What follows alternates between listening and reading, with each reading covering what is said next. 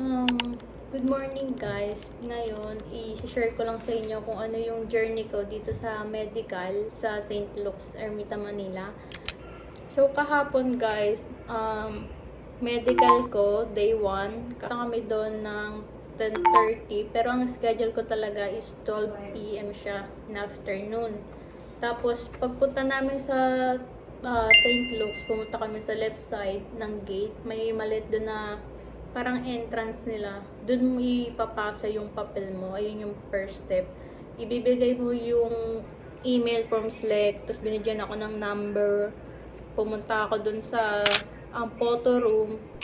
Tapos, inas lang nila yun sa akin yung DS-160, process flow, passport, vaccination card, dalawang copy.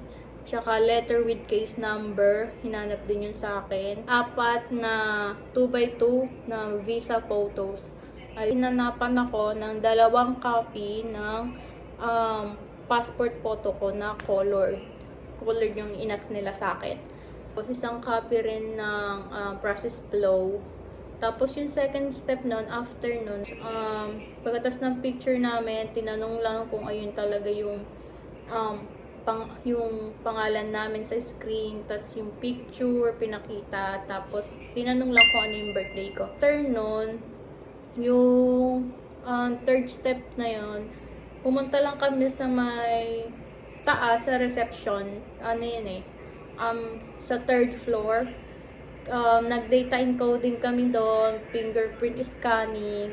Doon guys pala, tinanong kung ano pangalan ng fiancé ko, ano yung relationship ko sa kanya, tapos yung address niya, recent address, kung nag-file kayo sa I-129F nyo ng address ng fiancé nyo dati pa, doon sasabihin nyo na kung lumipat man siya, sasabihin nyo yung updated na address niya, dapat kabisado nyo guys, tas yung number niya, phone number mo rin, ganyan, as a beneficiary, pangalan mo, complete name, address, phone number, kung ilang taon ka na, yung age, tsaka birthday, birthplace, tapos yun lang naman yung tinanong dun sa may reception.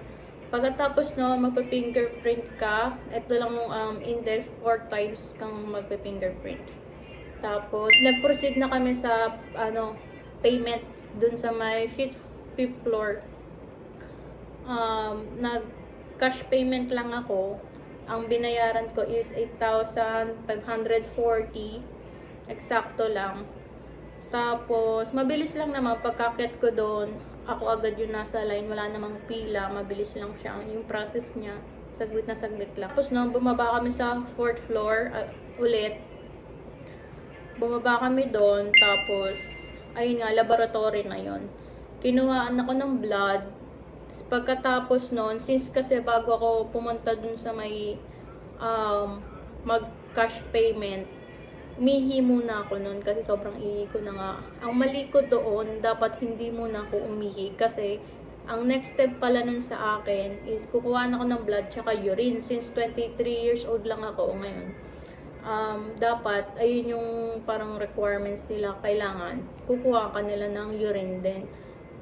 Ang natatandaan ko, kapag 25 to 40 years old, hindi na kinukuhaan pala ng urine. Yung sa 23 pababa ata, yun yung kinukuha ng urine. Ako, kinuha na ko kahapon ng urine, tapos blood. Pero nauna muna sa akin yung blood ko. Kinuha na ko ng blood, tapos yung sa urine, bumalik ako ng, kasi 12 yun, since 12:40, ako umihi. Kasi tatanungin ko ano yung last na oras kang umihi. Bumalik ako ng 1:40. Pinabalik nila ako doon. Tapos bumalik ako doon mga around 1:43. Nag-proceed agad ako. Kinuha ko lang yung papel ko doon sa may taas. Kasi in-x-ray muna ako noon bago ako kumain. Tapos sinabi sa akin na pagbalik ko doon, pagtas kumain, bumalik ako ng 1:40. Kunin ko yung papel doon sa may 3rd floor. Tapos ipasa ko ulit pagkatapos kong kuhaan ng urine. Yung sa urine naman guys, saglit lang siya.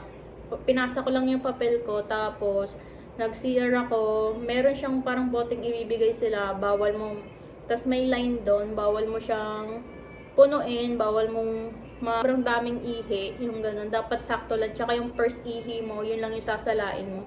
Hanggang dun sa may line. Pwede naman siya sumobrang konti, pero wag naman yung punong-puno. Ayun. Tapos pinasa ko lang yun. Tapos binigay agad sa akin yung papel. Sabi, umakyat daw ako dun sa may 3rd floor. Pinasa ko ulit dun yung papel ko. Tapos yung sa 5th floor naman, umakyat ako dun. Tinawag yung pangalan ko. Nagintay lang ako saglit. Tinawag yung pangalan ko. Tapos ayun na yung USA counter. So, doon una kong ginawa is yung vital sign. Ako sa height and weight, ganun, kinuha nila. Tapos, tinawag yung pangalan ko sa loob. Ako, parang chinek up, ganyan, sa chest, ganyan. Tapos, yung BP ko, kinuha rin.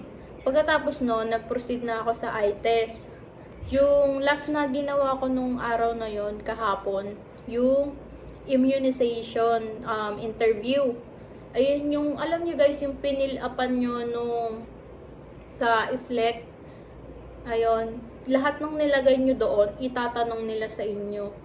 Halimbawa, yung pangalan mo, edad mo, anong course yung kinuha mo, o anong status mo, kung kasal ka ba o hindi. Ako kasi tinanong ako doon since nilagay ko doon, 3rd year college yung nakuha ko, and BS Criminology, ganyan. Tatanong nila yan sa'yo. Tapos kung may history kayo ng cancer, tuberculosis, ganyan, any type of medical disease, ganyan. Itatanong nila yan sa'yo kung naninigarilyo ka ba o hindi, nagkasakit ka, may operation ka before, about sa fiancé mo, ganyan. Itatanong din nila yung kung ano relationship mo, pangalan mo, edad. Tinatanong din nila yan dun sa may immunization interview. Chinek up na ako doon, nakahubad, ganyan. Bra lang tsaka underwear yung matitira. Una, chinek up nila ako dito sa leeg. Kinapaka pa nila yan, ganyan.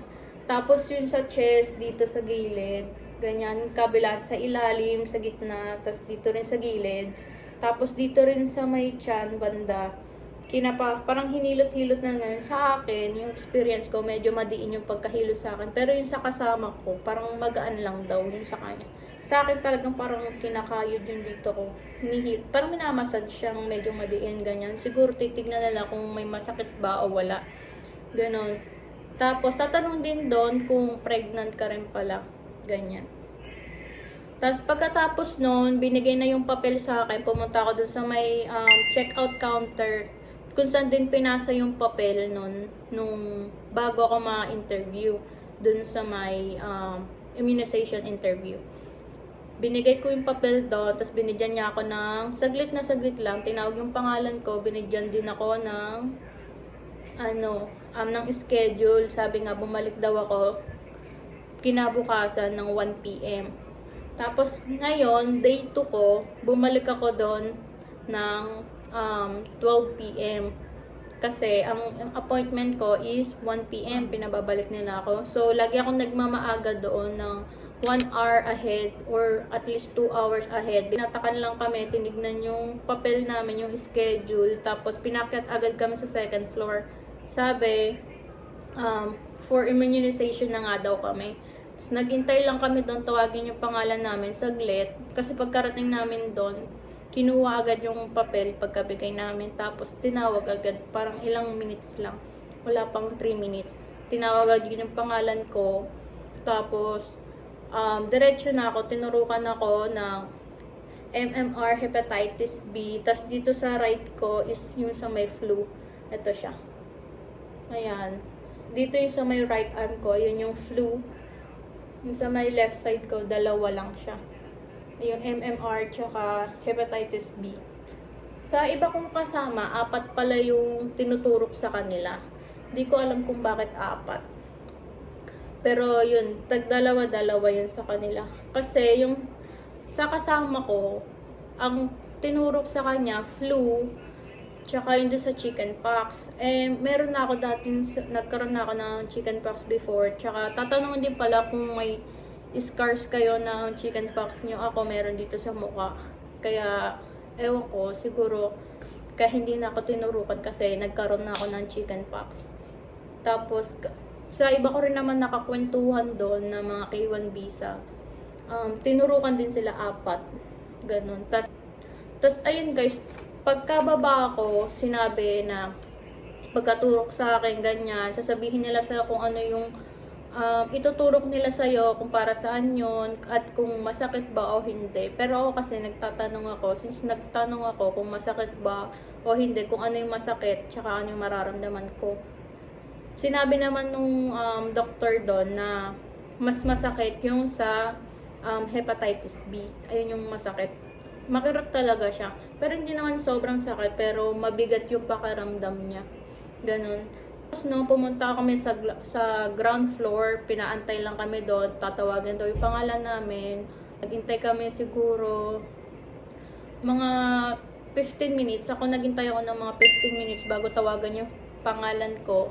Yun na yung releasing section sa may ground floor. Tinanong nila yung pangalan ko, yung birthday, birthplace, relationship ko sa fiancé ko, or sa petitioner. Ayan, tinatanong nila yan. Tapos yung name mo, titignan mo kung tama ba yung pagkaka-arrange, tsaka yung address. Ayan. Tapos, ito yung binigay ko sa kanila nung una. Ito kasi yung bayad dun sa, parang resibo to dun sa may medical. Ito yung binayaran ko, 18,540. Tapos, ito yung CD. Ito yun, binigay nila sa akin tong CD. Ito daw, pwede daw to gamitin kapag gusto mo magtrabaho, mag-aral, o kaya naman apply for status, ganun, changing the status.